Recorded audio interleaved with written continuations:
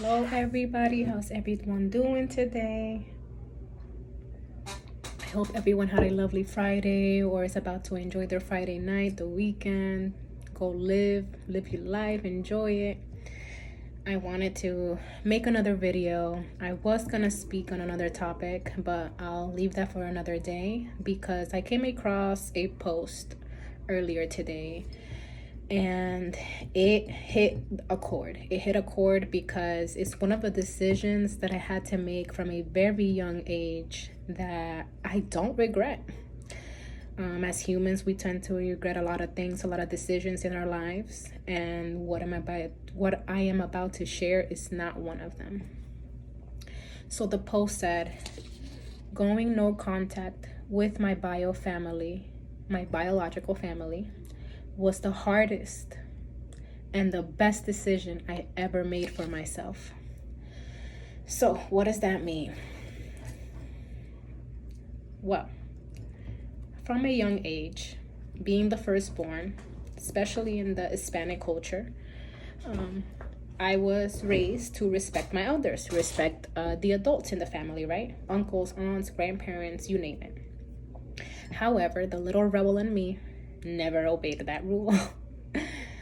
I was one of those that said what was on my mind, and I dealt with the consequences later. And trust me, I got a lot of trouble for it.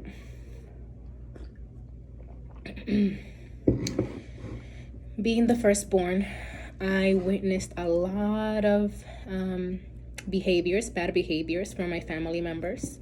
I witnessed a lot of disrespect, a lot of machismo, that macho man mentality.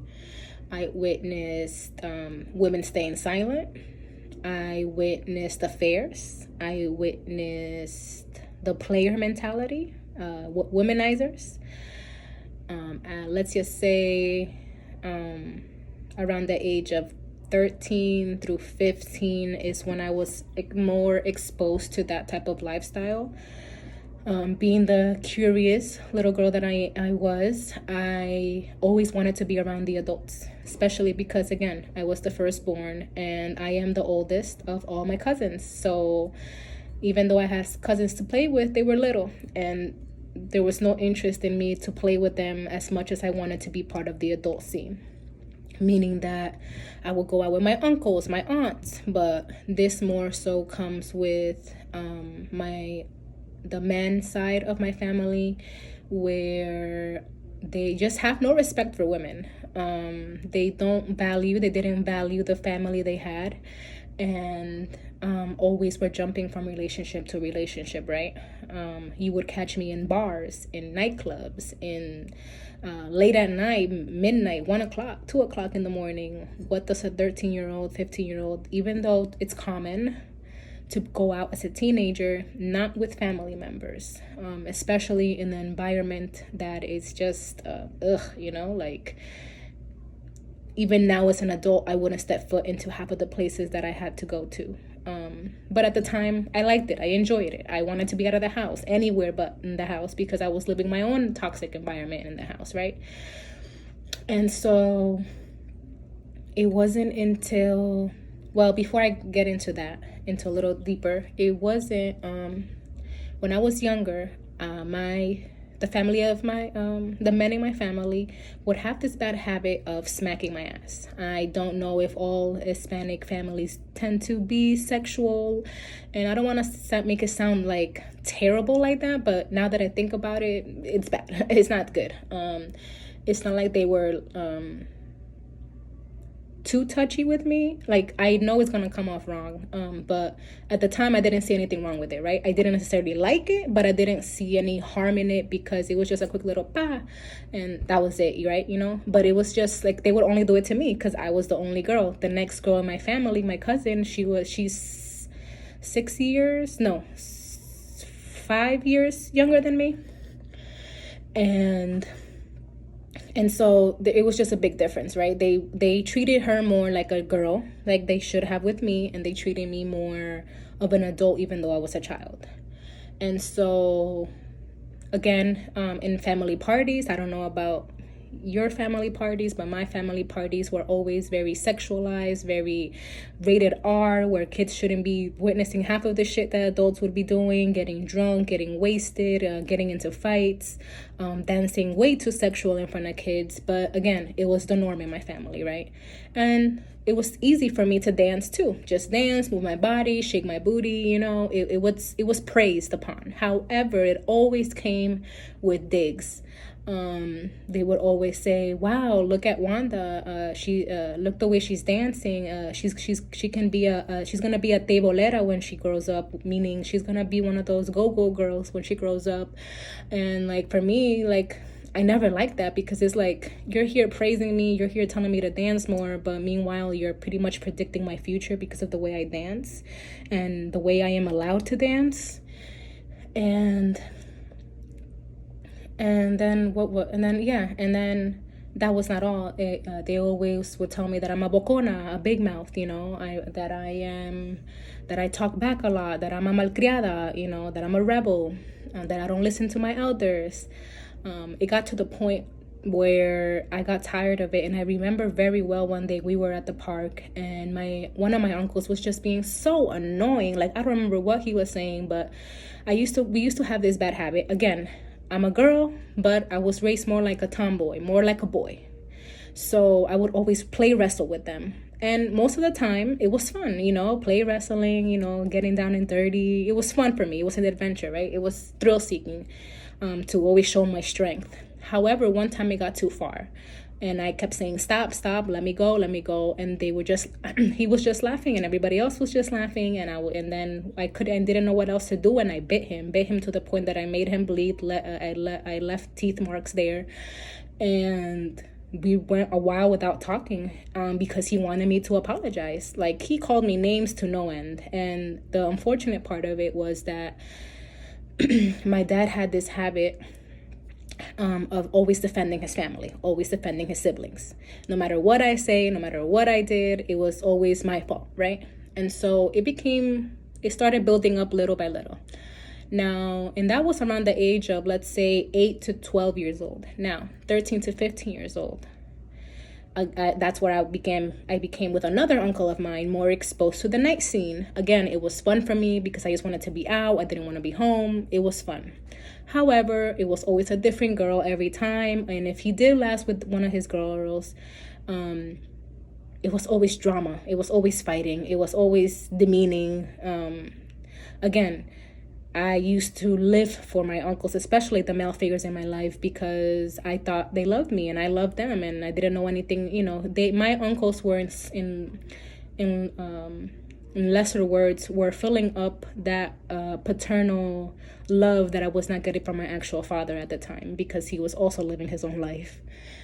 And and so this specific uncle, I was very, very close. Like, I literally considered him my second dad. Like, I loved this dude, like, till no end. To the point that I would always defend him from any of his girls he would mess with. Like, I'll be like, no, you're not enough for my uncle, blah, blah, blah. Like, I would go in on the other women. And now that I think about it, it was not right, you know? But again, I didn't know any better. I was defending what I thought was someone who cared for me, right? And so what ruined that relationship with that specific uncle was that when I got pregnant at the age of 17,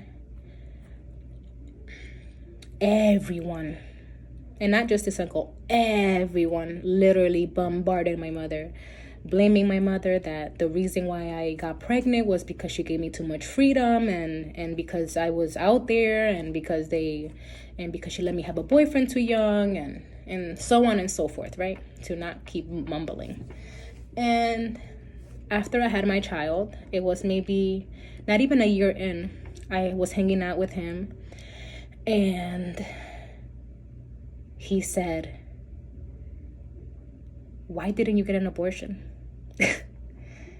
And even though when I have talked to others, they have told me like it was, it's a question, it shouldn't have hurt you that bad. It did. Why? Because that specific uncle was someone that I looked up to, someone that I would have never expected him to ask me that question, that type of question. Because I thought he knew who I was, regardless of any thoughts, regardless of any judgment that he or other family members may have had thought of me. He asked me a question that it was just offensive to me. I found so offensive, and I was like, well, because no, that's not who I am. And needless to say, I ended up finding out that he did that with one of his first women or wives. Like nothing. He did that with other girlfriends too. For him, it was just, okay, pop it out. That's it. Get an abortion. Boom, done. Let's move on, right? So for me, it was just even more so of a slap in the face, because it's like, how dare you ask me that question? Just because it's easy for you to do it does not mean that I'm you, doesn't mean that, just because we're family that I'm going to act the same like you. Like, if anything, I'm better. I'm not better, but I have more of a heart than you to be doing that. Yes, I'm young. Yeah, I got pregnant young. Am I patting myself on the back because I got pregnant young? No, but I also knew that I always wanted to be a mother, and whenever the time came, I was gonna step up. And that was that, right? Then other family stuff came in where I had to again put my foot on the ground, and it was just too much, way too much. And then when it comes to the women on the family, I have this grandmother, and I say grandmother because she's not my blood. She's not my mom, my dad's real mom. She raised them. Again, there's a trauma bond with my dad and his family that till this day I cannot understand why he defends them and literally dies for them each and every time, knowing that they have never reciprocated that type of love towards him. They only call him for favors when they need him, but when he's in the rotten, ain't no one hitting him up to see if he's good. And so, give me 1 second. Yes, honey? I finished. Okay. Thank you. And so, where was I? Okay, so yeah, with my grandmother. Again, fast forward, she would always compare me with my younger cousin, and that would always piss me the fuck off. Pardon my language, but it would piss me the fuck off because I could never be a girl. I always had to wear longer shorts. I always had to wear baggy shirts because it's like they would condemn me for having a body, right? If you're a Latina, I believe, or even if you're not Latina and you have a body, I feel like you can resonate with this, where if you do have a body, you got curves on you, you are overly sexualized. And that's what I was in my family. I was over sexualized. And so I would see my younger cousin wear her dresses, wear her skirts, wear a little shorter shorts. And again, she was younger than me. So if anything, I believe that they would have kept her more conservative. But no, it was me. And anytime she would take care of me, she will literally go into her own closet, make me switch into my clothes, and switch into her clothes, and then go about my day.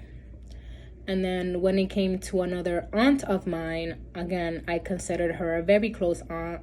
She just was so toxic. Until this day, she's toxic. It's just so much of the victim mentality that you get tired of hearing it. And it wasn't until I had moved out of the house, that I had said, enough is enough. I'm building my own family. I don't need you in my life. And every year I started inviting less and less of family members, right? But there was always a pushback. Don't get me wrong. Always a pushback. And there was always a problem because I was always like, I still love them. I still want them in my life. I just don't want to deal with the bullshit anymore. I don't want to be there. I don't want to hear them telling me what to do with my life, because they're not a great example. Now that I got older, I could see through the bullshit, right? And so each year became more of a pushback and a pushback and a pushback, and to the point where I literally blocked them on social media. We deleted all of their numbers. They were obsessed. When I tell you they were obsessed, they would always ask about me through my dad, through my mother, especially my mother, oh, how's Juanita doing, or what is she doing, and this and this and that. And to me, it's like, all right, there's part of it. If you're that concerned about me, you know how to hit me up. And if I did block you, okay. But why did you really want to know how I am? so you can just take the information and run with it and talk shit about me, or because you really cared? Because when I got pregnant, none of y'all showed up. And so all they could do was talk shit, right? And so I moved out and I was living my peaceful life, just me and my family. And again, it was more so my father who would be like, why are you like this? Why are you pushing me away? Why can't you just invite them? And this and this and that. And I'm like, no, I don't have to. Like, they're not adding to my life. Like, ever since I cut contact, my life has been better. Like, I cannot complain. I cannot say that I'm less happy without them. No, I'm happier without them. It sucked. That's the thing that they don't understand, that it sucked. It sucked because at one point as a child, I literally put all of them in a pedestal, all of them. I love them to the death of me. And it was because I was living in my own toxic environment that they, to me, were everything. Like, oh my God, you guys take care of me. You guys look out for me. You guys take me out. But at what cost, right? At the cost of witnessing your own toxicity. You know what I'm saying? Like when I look back, I'm like, it was not worth it. I witnessed so many things as a young girl that I wasn't supposed to. I shouldn't have grown up. I should have been busy playing with my younger cousins. They should have told me, go play with your cousins, even if I didn't like it. I would have been better off than them dragging me to places or taking me to places where there was so much toxicity, where there was so much rated R things that I shouldn't have witnessed. And it was the more time passed, the more I was able to say, like, hey, like, I don't miss you guys. Like, you guys are not reaching out because you guys truly care. You guys just want to know. You guys just want to be nosy. That is all. It's not because you're going to add to my life. You're not adding to my life. What are you going to do if I tell you that I'm going through a tough time? What are you going to do? You're just going to say it's okay? I don't need an okay. I need you to help me. But you weren't going to do that. You guys were not doing that. And so till this day has been the same story and the same story. And I'm always on everybody's mouth. Always on everybody's mouth. And it's like, and I have these conversations with my mom, especially with my mom, because she does understand where I'm coming from, and she wishes I could let all this pain go. And I believe I have most of it. I can't say that I am fully healed from it, because again, there were people that I did love. I could say that I did love them, and I was there for them. And it does hurt, and it was painful. It was painful living all these years far away without my family and without the support that I thought I was gonna get, but then I remind myself, like, all the judgment, all the criticism. Excuse me, I burped. All the criticism, all the pain. The victim mentality, as if I did something wrong to them.